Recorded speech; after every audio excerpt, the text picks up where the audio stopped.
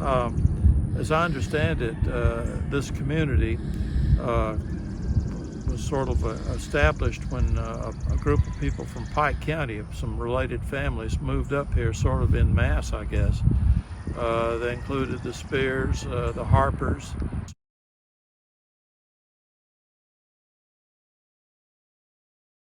Rivers, Lesters, Pattons, and they're all buried here, and I'm related to all of them in some way. Okay.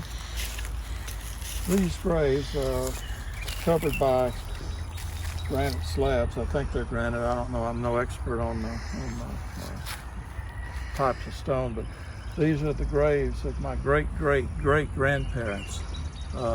Allison Spear, who moved here from Pike County. I think he was born in 1803 in Hancock County, grew up in Jones County, Georgia, and then he moved to Monroe County, which is right across the river from Jones.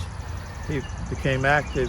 He was a successful planter, but he became active in politics too, and he represented Pike County, which he moved to sometime in I think the late 1830s, in the state legislature for a couple of terms, and he was a judge at the inferior court, similar to a modern-day justice of the peace in Pike County. And it's generally thought that he decided to retire from public life and moved from Pike County up here in about in the 1850s. And this is where he died. The legend is that after the war, the Civil War, he was cutting a tree on his property, which is a couple of miles that way, and the tree fell on him and crushed his leg, and he eventually died of shock.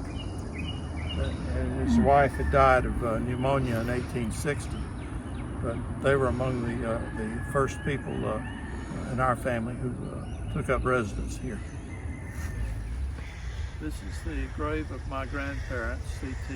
Spear and Nora Harper Spear. She was a housewife. She was one of 21 children born to Robert Frank Harper and Cora Gable Harper, although Cora Gable only had 12 by him. She was his third wife. They're buried here also, but my grandfather, C.T. Buck Spear, was a law enforcement officer, policeman in this area for many, many years, many decades, beginning in the 19-teens, I believe. And he originally worked for the old Campbell County Sheriff when he lived in what was then Campbell County. His roots were here in the Bethany Community. In fact, 5 generations of my family, beginning with my grandparents, are buried here. He later, because of all the mergers of governments, he worked for Campbell County originally. Then he worked for Fulton County, and finally the city of Atlanta. And he was a city of Atlanta policeman when he passed away in 1955. Okay, these Spear people are also distant relatives, but the story I had is the land for this cemetery was donated to the church by the Buston family, B-U-S-T-I-A-N, I believe.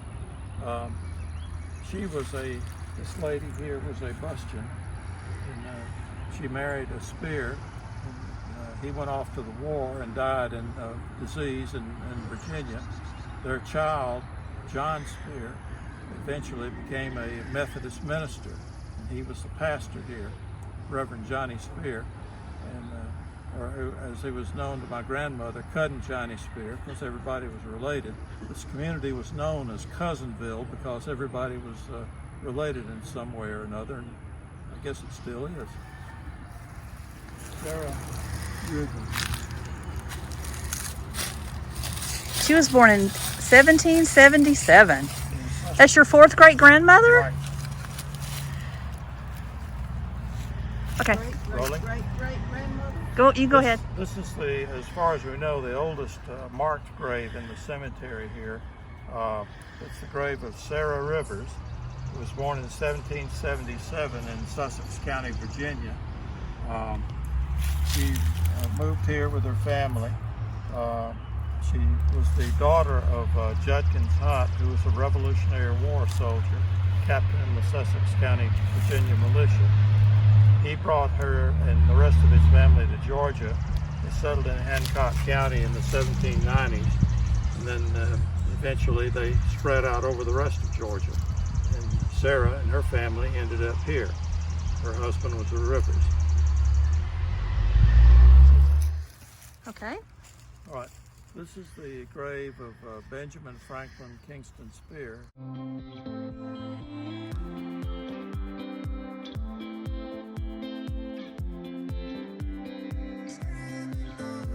My two great-grandfather and his wife, Martha Milam Spear. Milams are also, many of them are buried here in the cemetery, and they're all my kinfolks. BFK was one of several Confederate veterans buried here in the cemetery, 32, something like that. Some of them don't have stones, but anyway, as far as military goes, the cemetery is the burial place of veterans from just about all of our wars, beginning from the War of 1812 coming forward. BFK was served in the Confederate Army, was seriously wounded at the Battle of the Wilderness. Arm was crippled for the rest of his life, but that didn't stop him from living well into his 80s, and he died in 1919.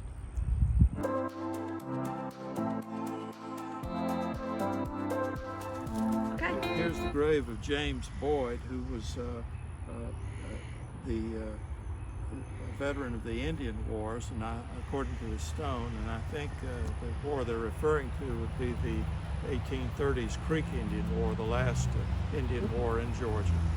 But his grave is marked and commemorating his service in that war.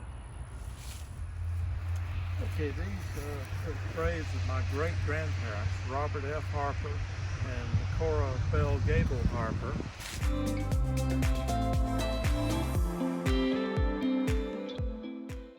Robert F. is kind of famous around these parts because he was the father of 21 children, 3 wives at different times. Cora was his last wife, and she was 20 years his junior. But all 21 of those kids lived to adulthood and all became pretty good citizens too, except one here who died as an infant. And the grave of his first wife is here as well. Okay. I like my great-grandmother's epitaph here. It says, "She hath done what she could," and I guess she did, 12 children, and helping raise some of the rest of the 21 numbered brood. Ready? Yep. This is the grave of William Milam. We're only a few yards from Milam Road here. This was named for William. And also his wife, Emily Patton Milam. He was one of the first settlers in this area. His grandfather fought in the American Revolution, John Milam, and William himself, even though he was an older man, was sort of drafted into the Confederate Army, and he and Benjamin Harper, we'll talk about later, ended up as guards at Andersonville because they used units composed mostly of old men and boys to guard the prisoners at Andersonville. But William survived the war, and he's one of the founders of this community. And a lot of Milams are buried in this cemetery, and a lot of them live in this area still. All right. This is the grave of Wyatt Harper. I'm not sure exactly how he is related to me or the other Harpers here, but the name Wyatt appears to have been part of the Harper family for a very long time. This is the grave of Benjamin Franklin Harper, who was apparently the first Harper in this area. He settled, brought his family up here, and most of the Harpers here in this community descend from him. He was born in Putnam County in 1817, and he died in 1897. His wife, the stone is broken here behind me, is Mary Patton. And that makes many of us double cousins because a lot of us are descended from Pattons through the Milams as well. But anyway, Benjamin got caught up in the same situation that William Milam did. In 1864, the Confederate Army was running out of men, so they made a census of old men and boys, older men and boys. And Benjamin, along with his neighbor William Harper, ended up in the Confederate Army as a guard at the Andersonville prison camp. But he did survive the war, and his descendants are many, and they're all over the place here.